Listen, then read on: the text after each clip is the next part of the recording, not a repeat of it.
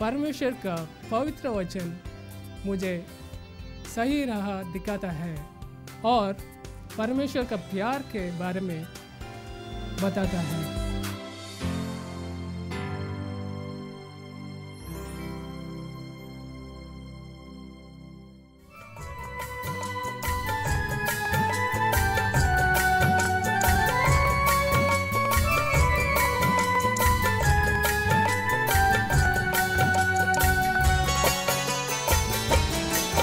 जब आएगा यीशु मसीहा हो, जब आएगा यीशु मसीहा हो, क्या पाएगा हम सबको तैयार, क्या पाएगा सबको तैयार, जब आएगा यीशु मसीहा, जब आएगा यीशु मसीहा।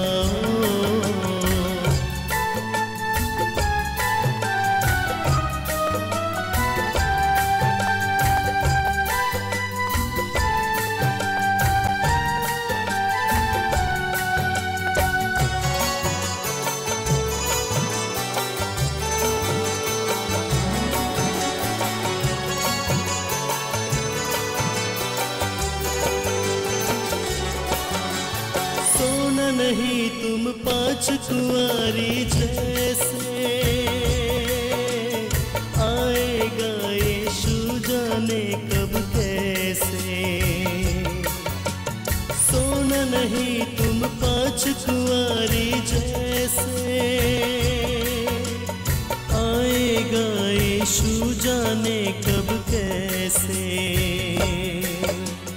याद ये रखना भूल न जाना, याद ये रखना भूल न जाना, बाइबल की बात लिखी। जब आएगा यीशु मसीहा हो, जब आएगा यीशु मसीहा हो।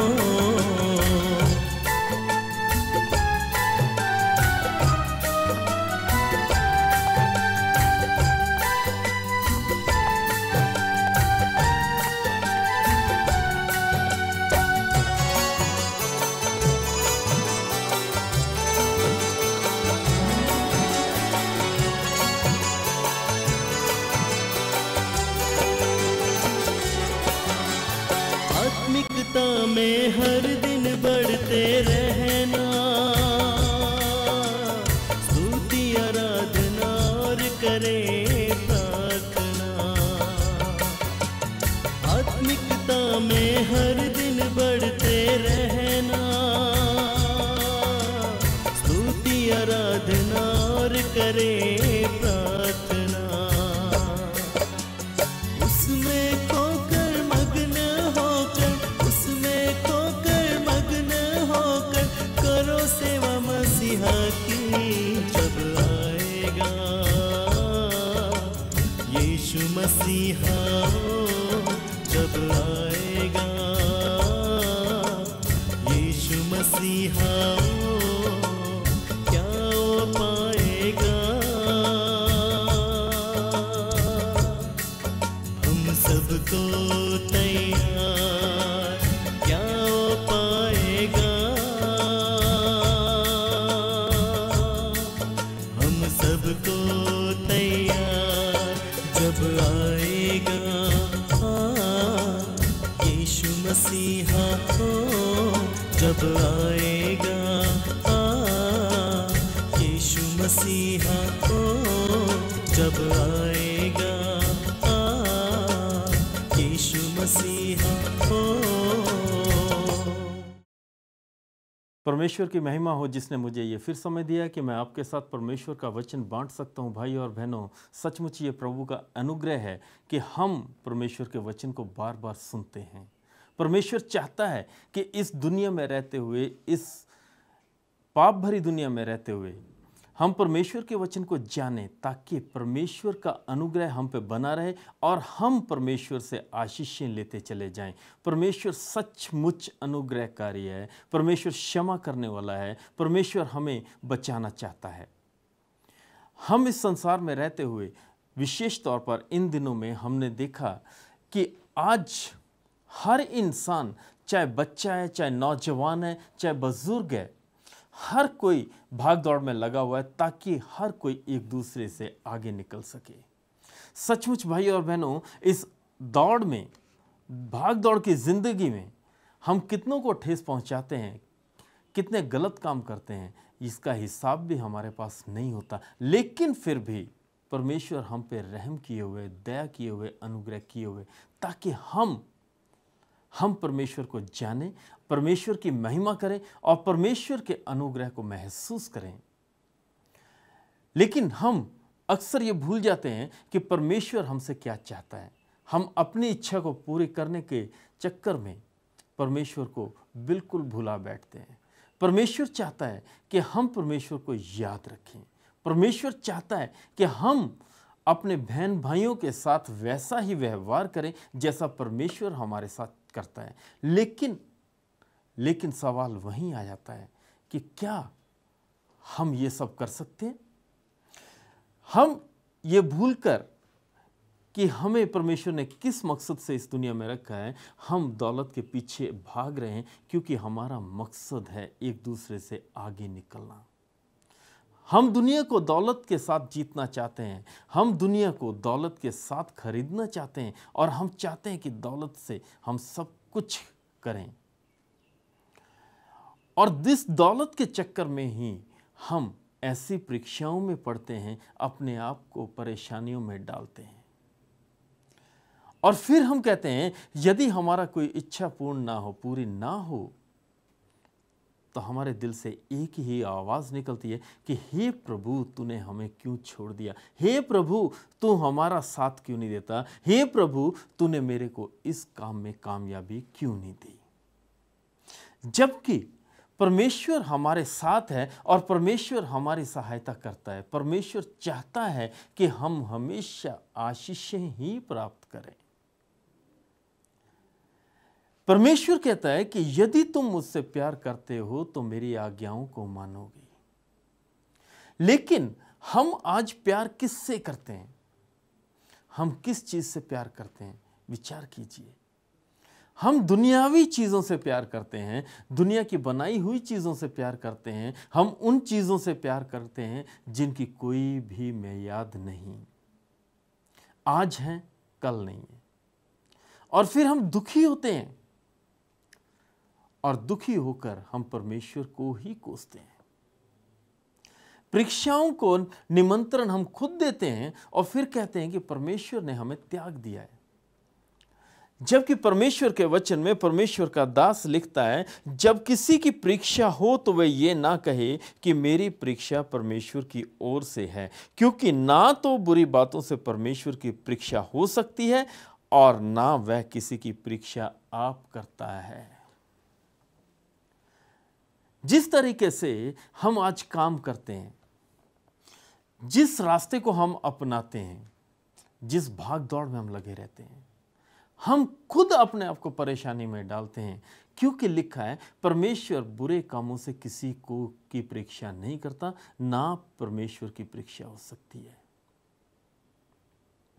याद कीजिए कि परमेश्वर ने हमें कितनी बार मुसीबत से बचाया, कितनी बार हम मुसीबत में खुद फंसे हैं, लेकिन बचकर हम निकल गए, साफ निकल गए, कोई नुकसान नहीं हुआ। हर इंसान के जीवन में कोई ना कोई ऐसा समय आता है कि जब हम अपने लिए खुद मुसीबत खरीद लेते हैं, लेकिन जब उसमें से बाहर आते हैं तो फिर हम कहते हैं कि हम अपनी हिम्मत से हैं। जबकि जब हम परेशानी में होते हैं तो फिर हम परमेश्वर को पुकारते हैं, हे पिता, हे परमेश्वर, हमें बचा। हम ये भूल जाते हैं कि हमने परमेश्वर से बेनती की, हमने परमेश्वर से मिन्नत की और परमेश्वर ने हमें बचा लिया। जबकि हमारा फर्ज बनता है कि हम परमेश्वर का धन्यवाद करें, परमेश्वर की महिमा करें उस अनुग्रह के लिए जो परमेश्वर ने हम पे की है। लेकिन हम परमेश्वर को ही दोषी ठहराते हैं और वक्त आने पर अपना ही गुणगान करते हैं। अय्यूब नबी के बारे में याद कीजिए भाइयों और बहनों कि जब शैतान इस धरती से घूमता हुआ परमेश्वर के सामने गया तो परमेश्वर ने शैतान से पूछा कि तू कहां से आ रहा है। तो शैतान ने जवाब दिया था कि तेरी ही बनाई हुई दुनिया में से मैं घूम कर आ रहा हूं। तो परमेश्वर ने पूछा कि क्या तूने मेरे बंदे अय्यूब को देखा है? शैतान का जवाब था कि हां प्रभु, वो तेरे गुणगान करता है क्योंकि तूने अपने हाथ तले उसे रखा हुआ, अपने दूतों की बाढ़ उसके अंग संग रखी हुई, उसे बचा के रखा, उसे आशीष दी है।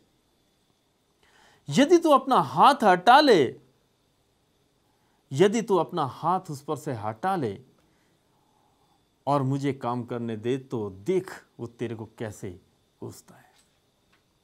याद कीजिए भाइयों और बहनों उस समय को कि जब अय्यूब का सब कुछ नष्ट हो गया, लेकिन फिर भी अय्यूब ने एक ही बात कही, प्रभु ने दिया, परमेश्वर ने लिया, उसी का नाम मुबारक हो। उसका नतीजा क्या निकला? रिजल्ट क्या था? आप गौर कीजिए कि जब अय्यूब नहीं हारा और परमेश्वर का गुणगान करता रहा तो बाइबल में लिखा है कि परमेश्वर ने उससे पहले से भी दुगनी आशीषें दी। यहां पर लिखा कि जब किसी की परीक्षा हो तो वह ये ना कहे कि मेरी परीक्षा परमेश्वर की ओर से होती है, क्योंकि ना तो बुरी बातों से परमेश्वर की परीक्षा हो सकती है और ना वह किसी की परीक्षा करता, परंतु प्रत्येक व्यक्ति अपनी ही अभिलाषा से खींचकर और फंसकर परीक्षा में पड़ता है। आज हम देखते हैं इस दुनिया में रहते हुए कि नौजवान बच्चे बच्चियां आगे बढ़ने के चक्कर में, अपनी ख्वाहिशों को पूरा करने के चक्कर में हर वो गलत काम करने के लिए तैयार हैं कि जो वो कर सकते हैं। दुनिया का हर गलत काम आज हम देख रहे हैं कि युवा पीढ़ी कर रही है। उसका कारण क्या है? अपनी इच्छाओं को, अपनी लालसाओं को पूरा करने के लिए। क्या परमेश्वर चाहता है कि उसके लोग ऐसी संगत में फंसें? क्या परमेश्वर चाहता है कि उसके बच्चे ऐसी बुराई में फंसें कि जिससे परमेश्वर को भी दुख हो और उसके बच्चों को भी? भाइयों और बहनों, परमेश्वर ये कभी नहीं चाहता। परमेश्वर बिल्कुल नहीं चाहता कि उसके लोग कोई ऐसा काम करें कि जिससे प्रभु का नाम बदनाम हो, क्योंकि वचन में लिखा है कि तुमने मेरे को नहीं चुना लेकिन मैंने तुम्हें चुन लिया है। पहला शमूएल 12 अध्याय 22 आयत में लिखा है, परमेश्वर ने अपने बड़े नाम के कारण हमें चुन लिया है और उस बड़े नाम के कारण वो हमें कभी नहीं छोड़ेगा। परमेश्वर को अच्छा लगा, उसने हमें चुन लिया, उसका नाम इतना महान है कि वो कभी भी हमें नहीं त्यागता। लेकिन हम अक्सर परमेश्वर को त्यागते हैं। हम ये भूल जाते हैं कि परमेश्वर हमारे से क्या चाहता है। हम ये भूल जाते हैं कि परमेश्वर की इच्छा क्या है।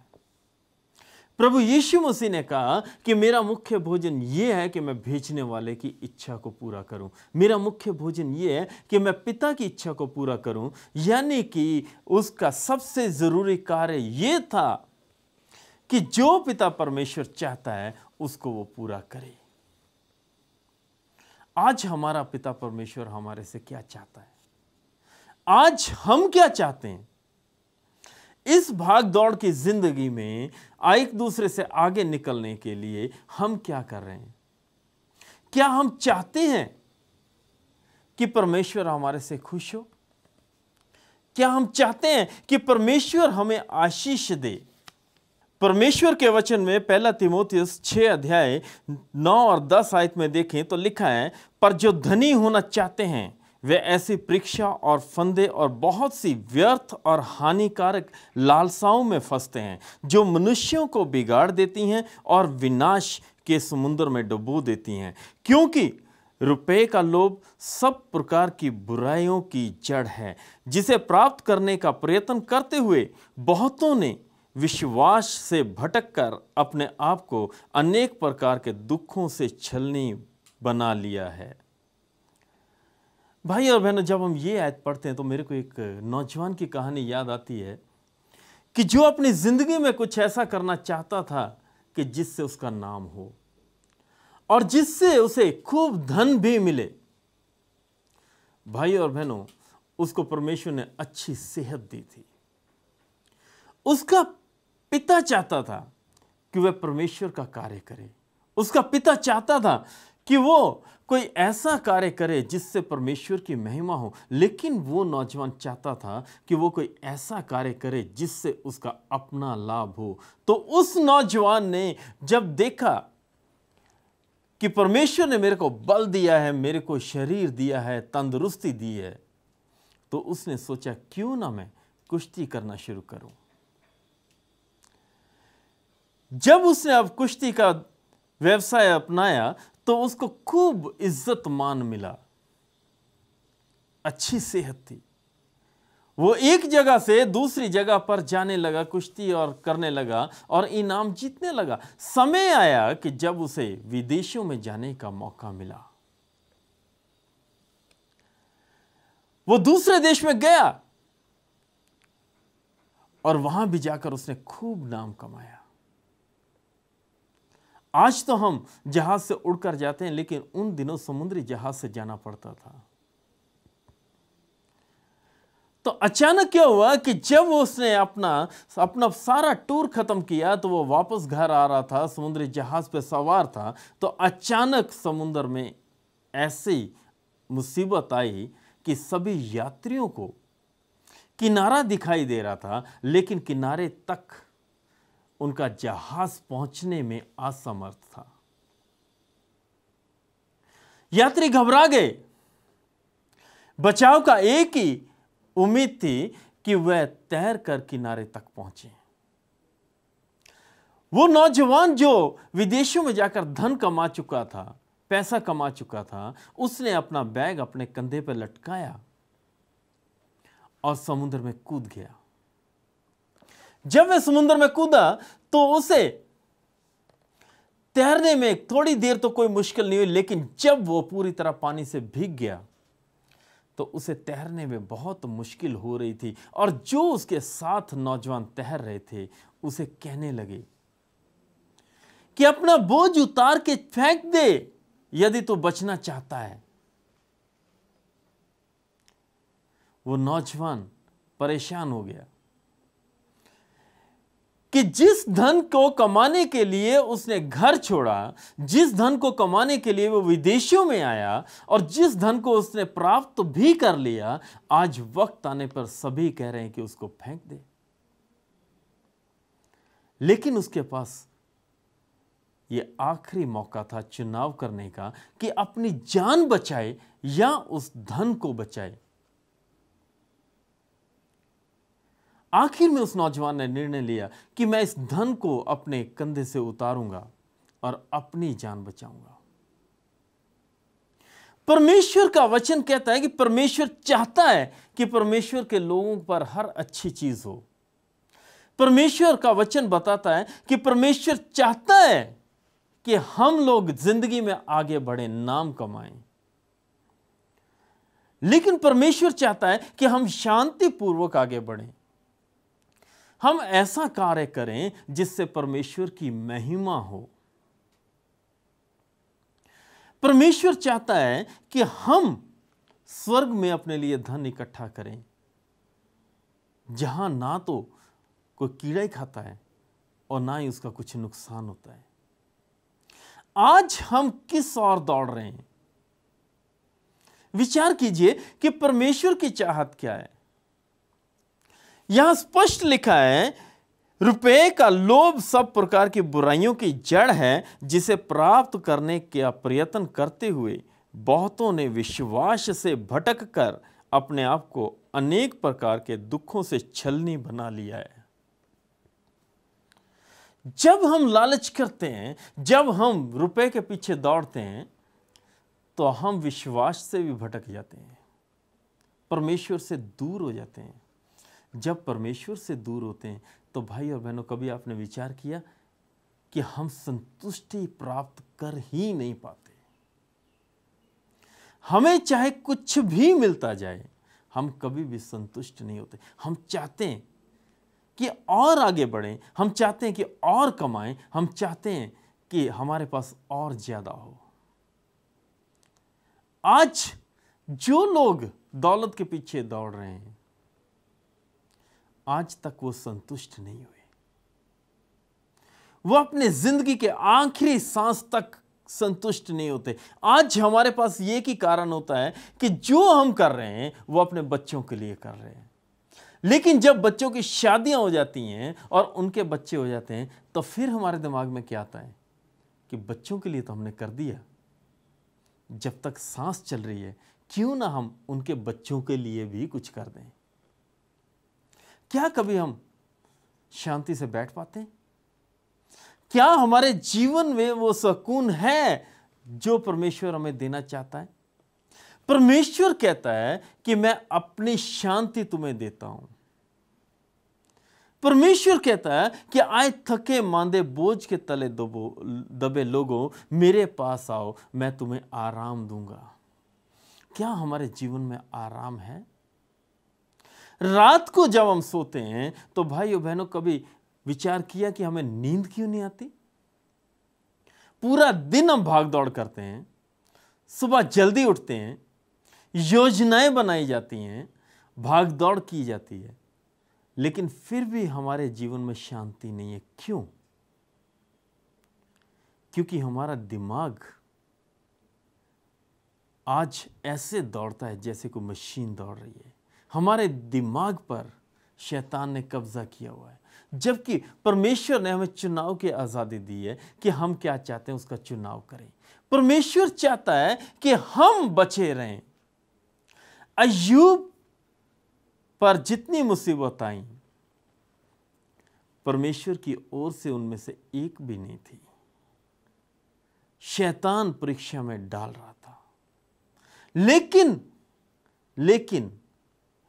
परमेश्वर ने जब अय्यूब को देखा कि वह अपने ईमान में खरा है, जब अय्यूब ने उस परीक्षा के समय में विजय प्राप्त की, तो परमेश्वर ने उसे पहले से डबल आशीष दी, दुगनी आशीषें दी। हम क्या चाहते हैं? क्या हम चाहते हैं कि परमेश्वर हमें आशीष दे? जबकि जिस धन दौलत के पीछे हम दौड़ रहे हैं, अय्यूब को किसी चीज की कमी नहीं थी। धन दौलत, नौकर चाकर, जायदाद, सब कुछ उसके पास था। और वचन में लिखा है कि वो अपने इलाके का सबसे धनी व्यक्ति था।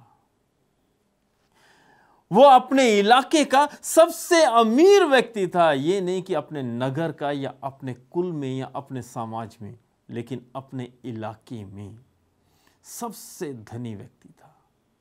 क्यों? क्या आपने कभी पढ़ा है कि अय्यूब ने परमेश्वर से कुछ मांगा? शुरू में ही अय्यूब के पहले खत में लिखा है, अय्यूब के पहले अध्याय में ही लिखा है कि शैतान जब परमेश्वर की हुजूरी में गया तो परमेश्वर ने शैतान से पूछा था कि क्या तूने मेरे बंदे अय्यूब को देखा है, जो बिल्कुल खरा इंसान है? क्या हमारे काम धर्म के हैं? क्या आज हमें देखकर परमेश्वर कह सकता है कि मेरे लोग हैं और ये बिल्कुल धर्म के काम कर रहे हैं और सीधे लोग हैं? परमेश्वर चाहता है कि हम उससे आशीष लें। मत्ती रसूल की अंजील 4 अध्याय देखें, जहां लिखा है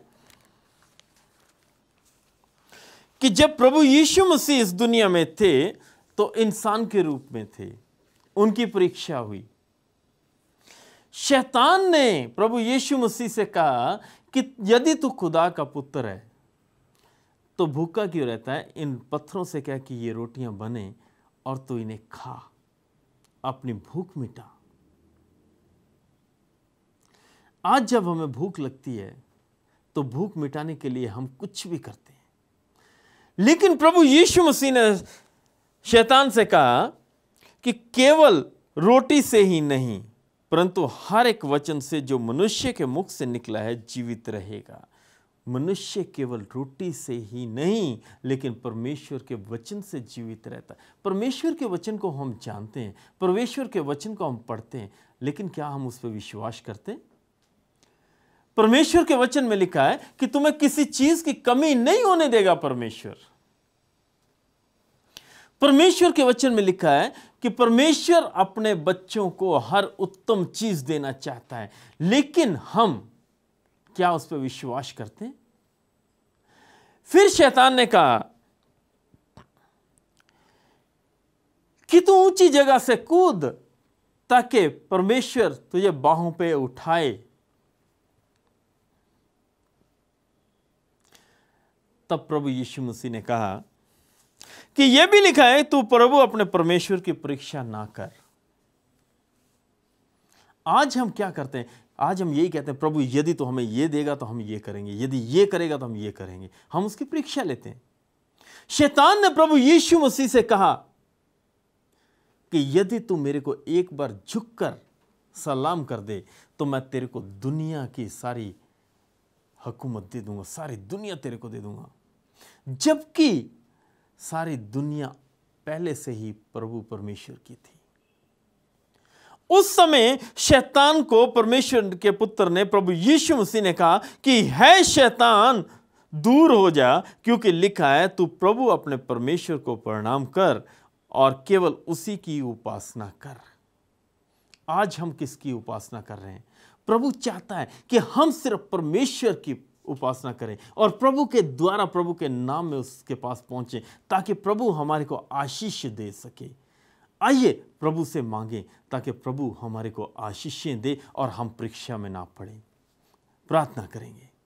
तमाम रहमतों के बानी हमारे सच्चे जीवित परमेश्वर, धन्यवाद देते हैं कि आपने हमें समय दिया कि हम आपके वचन को जानें। सचमुच आप अनुग्रहकारी हैं, आप हमसे प्यार करते हैं, आपका अनुग्रह हम पर है, इसीलिए हम आज आपको याद कर सकें। बेनती करते हैं हमेशा हमें बल बख्शना ताकि हम आपके अनुग्रह में बने रहें और आपसे आशीषें प्राप्त कर सकें। यीशु मसीह के नाम से मांगते हैं, आमीन।